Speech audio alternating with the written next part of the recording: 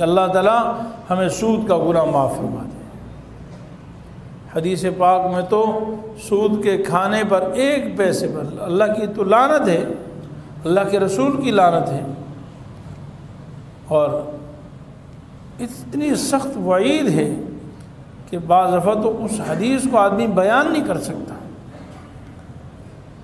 جیسے کوئی شخص ایک حدیث میں آتا ہے، جیسے نعوذ باللہ نعوذ باللہ نعوذ باللہ حرم میں بیت اللہ کے اندر اپنی ماں کے ساتھ منہ کالا کرے، سود کا 1 پیسہ اس سے بھی زیادہ حرام، اس سے بھی زیادہ بڑا جرم ہے، الیاذ باللہ۔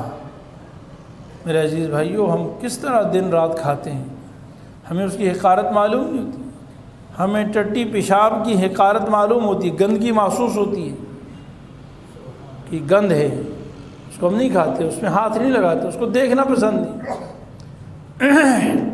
اللہ اور اس کے رسول صلی اللہ علیہ وسلم ہمارے سامنے جو سود کی وعید، سود کی برائی، سود کی مذمت بیان فرما رہے ہیں، میرے عزیز بھائیو، وہ اس ساری ظاہری گندگی سے، نجاست سے بڑھ کر گندگی ہے۔ اللہ تعالیٰ فرمائے اس سے بھی بڑھ کر گندگی ہے، یہ ناپاک ہے، گند ہے۔ تو ہمیں عزم کرنا چاہیے کہ ہم سود کا کام چھوڑیں گے، حتی الامکان جتنا ہو سکتا ہے ہر آدمی عزم کرے کہ انشاءاللہ تعالیٰ آج کے بعد ہم علماء سے مسائل پوچھیں۔ یہ جو موبائلوں پہ بھی پیکج آتے رہتے ہیں اور نہ جانے کہاں کہاں پہ، ان میں بھی کئی جگہوں پہ سود ہوتا ہے۔